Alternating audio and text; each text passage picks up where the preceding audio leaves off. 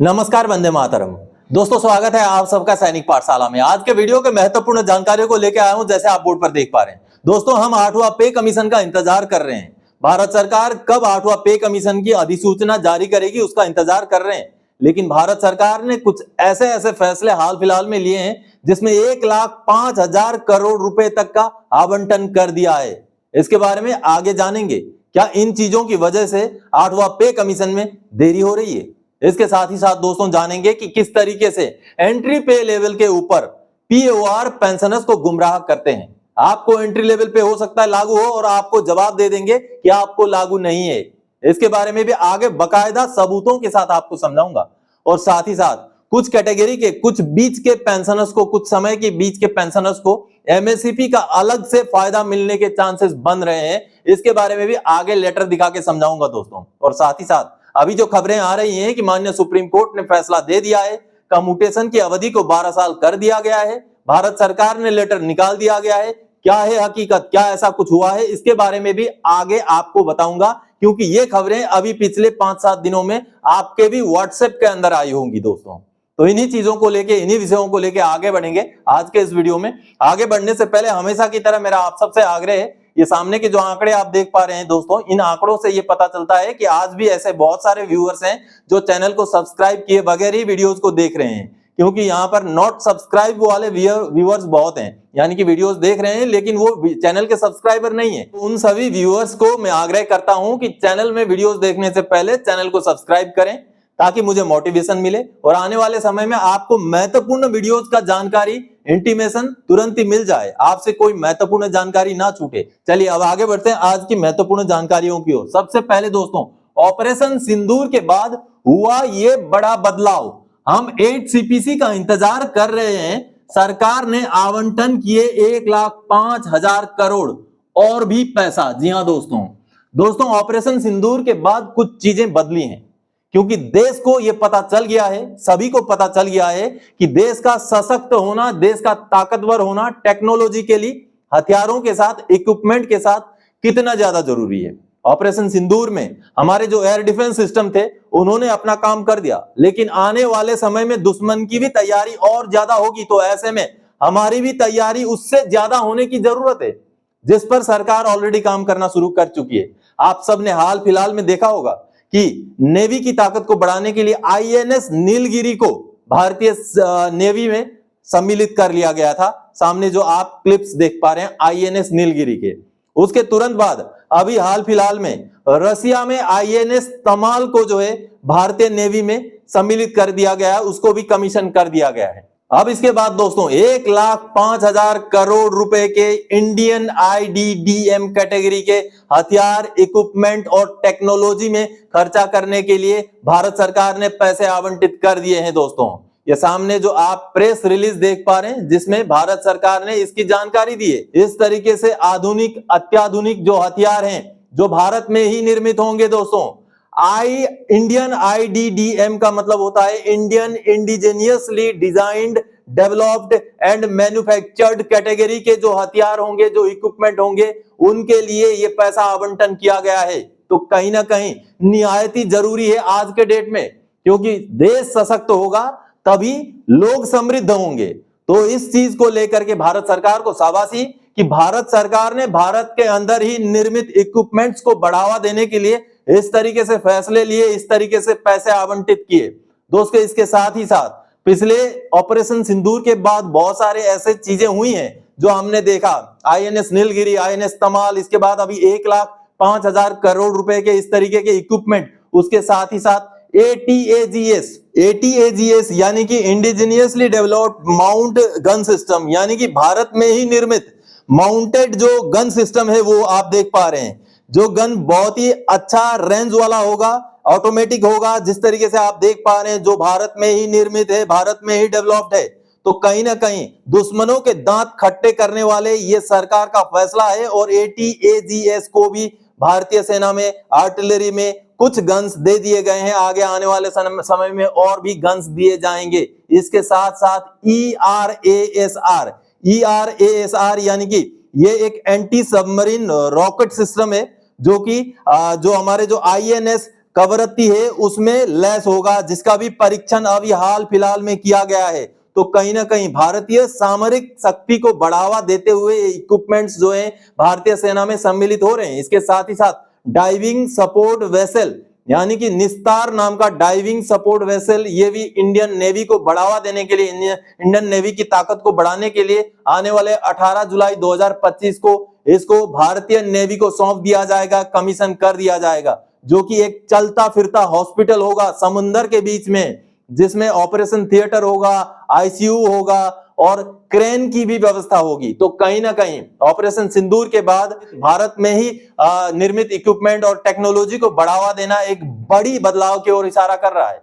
तो कहीं ना कहीं इस तरीके के जो डिफेंस में जो खर्चे हो रहे हैं, डिफेंस में जो आधुनिक उपकरणों को जो लागू किया जा रहा है, लाया जा रहा है, आधुनिक किया जा रहा है, तो क्या इसी वजह से 8वां पे कमीशन देरी हो रहा है? लेकिन कहीं ना कहीं इनके साथ ही साथ 8वां पे कमीशन भी जरूरी है, क्योंकि लोगों को इक्विपमेंट तो मिल जाएंगे, लेकिन उनका मोराल हाई रखना है तो उनका पे पेंशन सही होना भी जरूरी है। तो ऐसे में भारत सरकार को आधुनिक इक्विपमेंट, भारत में निर्मित इक्विपमेंट भारतीय सेना को, भारतीय नौसेना को, वायुसेना को जो है देने के लिए शाबाशी, बधाई, साथ ही साथ 8वां पे कमीशन जल्दी से जल्दी लाने की भी गुहार।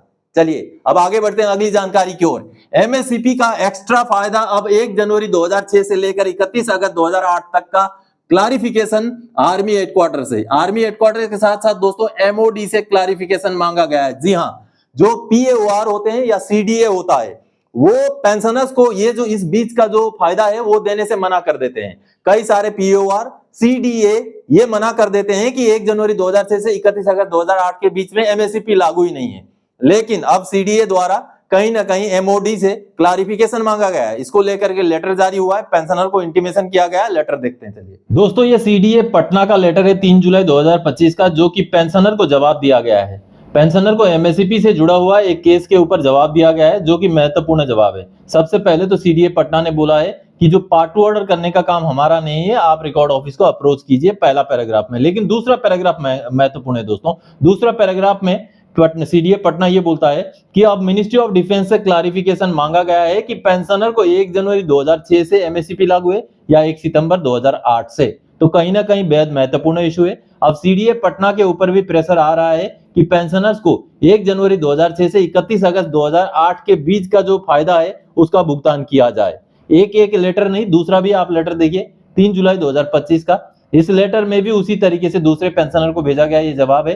इसमें भी सीडीए पटना ने वही कहा है कि मिनिस्ट्री ऑफ डिफेंस से अब 1 जनवरी 2006 के बदला जो हिसाब से जो एमएससीपी ग्रांट करने का मुद्दा मिनिस्ट्री ऑफ डिफेंस से क्लैरिफिकेशन मांगा गया है। Hence further action will be taken on receipt of necessary instructions in the matter, यानी कि आगे जैसे इंस्ट्रक्शन मिलेंगे उस हिसाब से हम आगे कार्रवाई करेंगे। तो कहीं ना कहीं महत्वपूर्ण मुद्दा है दोस्तों। जैसे मिनिस्ट्री ऑफ डिफेंस इस बात को क्लैरिफाई कर देगा सीडीए को कि पेंशनर्स को, डिफेंस पेंशनर्स को, आर्मी नेवी एयरफोर्स वाले पेंशनर्स को जनवरी 2006 से ही एमएससीपी लागू है, तो बहुत सारे हजारों की संख्या में ऐसे पेंशनर्स हैं जिनको 1 जनवरी 2006 से 31 अगस्त 2008 के बीच का फायदा भी मिल पाएगा। और ऐसे बहुत सारे पेंशनर्स हैं जो इस बीच के रिटायरी हैं और उनको एमएससीपी ग्रांट ही नहीं हुआ है, तो उनको भी एमएससीपी मिल पाएगा। अब जैसे ही एमओडी द्वारा क्लैरिफिकेशन दे दिया जाएगा, अब उस बीच के जो पीरियड है उस बीच का भी पेंशनर्स को फायदा मिल सकता है। चलिए अब आगे बढ़ते हैं अगली जानकारी की ओर। एंट्री लेवल पे लागू है पर पीएओआर कर रहा है गुमराह, तो घबराना नहीं है, धैर्य नहीं खोना है। जी हाँ दोस्तों, कभी कभी ये देखा गया है एंट्री लेवल पे लागू होते हुए भी पेंशनर्स को एंट्री लेवल के पे का फायदा पीएओआर नहीं देता है। सबसे पहले आपको लेटर दिखाऊंगा, एक क्वार्टरली स्लिप दिखाऊंगा, उसके बाद आपको समझाऊंगा कि आखिर एंट्री लेवल पे है क्या, किन को लागू है। चलिए पहले लेटर्स देख लेते हैं दोस्तों। ये पीएओआर का लेटर है 24 जून 2025 का, जो कि पेंशनर को एड्रेस किया गया है सिपाही मोहम्मद अब्दुल मजीद जी को। ये एंट्री लेवल पे से जुड़ा हुआ एक लेटर है, जिस लेटर से बड़ा खुलासा ये होता है कि पीएओआर किस तरीके से पेंशनर्स को गुमराह करने की, गलत जवाब देने की कोशिश करते हैं। जी हाँ, मैं बिल्कुल सबूतों के बिना पर बोल रहा हूं, मैं बिल्कुल सही डॉक्यूमेंट के आधार पर यह बात बोल रहा हूं जो आगे आपको दिखाऊंगा। अब देखिए इस लेटर में पेंशनर को पीएओआर ने क्या कहा है। यहां पर कहा गया है, with reference to your above cited grievance it is intimated that entry pay level is ₹6460 on 1 January 2006। Your basic pay is ₹6460 on 1 January 2006 and does not require to be revised. Your basic pay ₹6460 correctly adjusted on 1 January 2006। यानी कि पीओआर का कहना है कि entry level पे में जो basic पे होना था वो 6460 होना था 1 जनवरी 2006 से, और आपका भी रिवीजन छठे पे कमीशन में 6460 से ही 1 जनवरी 2006 से किया गया है। इसलिए आपको रिवीजन देने का कोई सवाल नहीं पैदा होता, अलग से रिवाइज करने का कोई सवाल नहीं पैदा होता, क्योंकि आपको 6460 में ही करेक्टली आपका पेमेंट को फिक्स किया गया है। ये जानकारी, ये इंफॉर्मेशन पीएओआर ने पेंशनर को दी है। अब देखिए, यह आपने पूरा लेटर देखा, सिपाही मोहम्मद अब्दुल मजीद जी को यह लेटर लिखा गया था पीएओआर द्वारा। अब चलिए आगे मैं खुलासा करता हूं कि किस तरीके से पीएओआर गलत जवाब दे रहा है पेंशनर को। अब देखिए, उन्हीं पेंशनर का ये क्वार्टरली स्लिप है, जो क्वार्टरली स्लिप पहले हमें मिला करता था, जो कि रेड कलर का एक लंबा चौड़ा डॉक्यूमेंट होता था। हर 3 महीने में एक बार ये क्वार्टरली स्लिप आता था, और ये नवंबर 2008 महीने का क्वार्टरली स्लिप है, आप देख पा रहे हैं। अब इस क्वार्टरली स्लिप में आपको दिखाता हूं दोस्तों कि कैसे पीएओआर ने अपने लेटर में गुमराह किया है। अब देखिए, ये क्वार्टरली स्लिप जारी हुआ था छठा पे कमीशन लागू होने के बाद, और 1 जनवरी 2006 में उन पेंशनर का बेसिक पे कितना फिक्स किया गया था, यहां पर देखिए 6250 रुपए।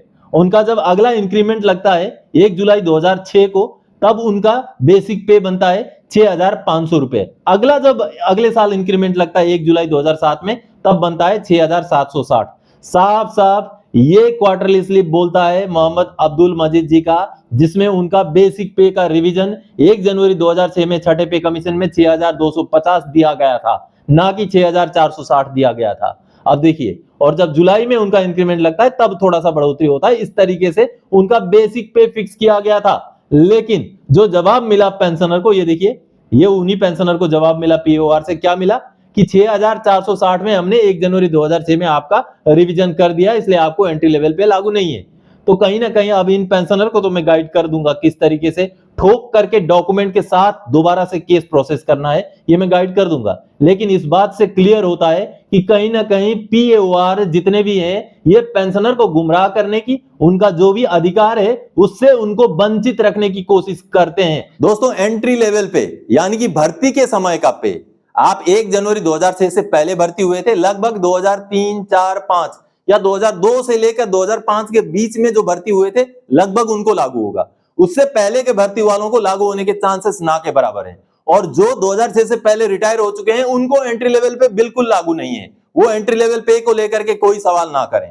यानी कि आप 2002 से लेकर 2005 के बीच में अगर भर्ती हुए हैं, जिस रैंक में भर्ती हुए, यानी कि सिपाही में भर्ती हुए थे, आप सिपाही रैंक में ही 1 जनवरी 2006 के डेट में भी थे, और आपका बेसिक पे का फिक्सेशन 6460 से कम में हुआ था, तो आपको एंट्री लेवल पे लागू है। क्योंकि उसके बाद 1 जनवरी 2006 के बाद जितने भी रिक्रूट भर्ती हुए, उनका 6460 में ही बेसिक पे दिया गया था। लेकिन उससे पहले वालों को 6460 से कम में किया गया था फिक्सेशन। इस वजह से ये फायदा उन जो है रिटायरीज को लागू होगा। दोस्तों, आप 2006 से पहले के रिटायरी हैं तो लागू नहीं है। कोई सवाल, कोई भी इसके बारे में क्वेरी ना करें। चलिए अब आगे बढ़ते हैं अगली जानकारी की ओर। कम्यूटेशन हो गया 12 साल, सुप्रीम कोर्ट का आदेश, पेंशन मंत्रालय का लेटर, अखबारों में खबरें। जी हाँ दोस्तों, अभी पिछले 5-7 दिन में व्हाट्सएप में, आपके मोबाइल में ये खबरें चल रही हैं कि कम्यूटेशन की अवधि 12 साल हो गई है। सुप्रीम कोर्ट से ऑर्डर आ गया है, पेंशन मंत्रालय का लेटर निकल गया है, और खबरें अखबारों में भी आ रही हैं। जैसे ये सारी चीजें आप जो देख पा रहे हैं, ये पिछले लगभग 5-7 दिन में ये डेवलपमेंट चल रहा है। लेकिन क्या ये हकीकत है? क्या ये सच्चाई है? दोस्तों, आज से लगभग 1 साल पहले ये मुद्दा चला था। माननीय चंडीगढ़ हाईकोर्ट में भी केस हुआ था। माननीय चंडीगढ़ हाईकोर्ट ने अंतरिम आदेश भी पेंशनर के फेवर में दिया था, लेकिन बाद में जाकर वो दिल्ली हाईकोर्ट में चैलेंज हुआ और उस पर स्टे लगा हुआ है। लेकिन दोस्तों, अभी खबरें चल रही हैं कि कम्यूटेशन की अवधि 12 साल हो गया, सुप्रीम कोर्ट से फैसला आ गया। ऐसा कोई भी फैसला अभी तक सामने नहीं आया है कि सुप्रीम कोर्ट ने फैसला दे दिया हो कि 15 साल से 12 साल हो गया हो। ये जो अखबारों में भी खबरें चल रही है, ये पुरानी खबरें हैं, बिल्कुल पुरानी खबरें हैं। और ये जो लेटर आप देख पा रहे हैं पेंशन मंत्रालय का, ये पेंशन मंत्रालय का डीओपीटी ने डीओपीपीडब्ल्यू को भेजा है कि ऐसा एक प्रस्ताव आया है, इसके ऊपर आप विचार करें। और अभी तक जहां तक खबरें पता है दोस्तों, और ये लेटर देखिए जून 2024 का लेटर है, अभी का लेटर भी नहीं है। तो अभी तक कम्यूटेशन के ऊपर जहां तक खबरें हैं कि कम्यूटेशन की अवधि 15 साल से 12 साल करने वाला मुद्दा 8वां पे कमीशन में डिसाइड हो सकता है। टीओआर में उसको सम्मिलित किया जाएगा, और 8वां पे कमीशन अगर रिकमेंड करता है और सरकार उसको एक्सेप्ट करती है, तो आने वाले समय में 15 साल से 12 साल हो सकता है। लेकिन अभी जो खबरें चल रही हैं ये निराधार हैं, ये पुरानी खबरें हैं और जो लेटर दिखाया गया है वो भी लेटर पुराना है। लेटर सही है, पेंशन मंत्रालय से निकला था, लेकिन लेटर पुराना है। अब लेटेस्ट यही होगा कि 8वां पे कमीशन में जैसे डिसीजन होगा वैसे ही कम्यूटेशन की अवधि कम हो सकती है। तो दोस्तों आज के इस वीडियो में इन्हीं जानकारियों के साथ आया था। आगे और कोई जानकारी देगा आपसे सरोकार रखने वाला विषय लेके मैं फिर से हाजिर हो जाऊंगा। तब तक के लिए जय हिंद दोस्तों।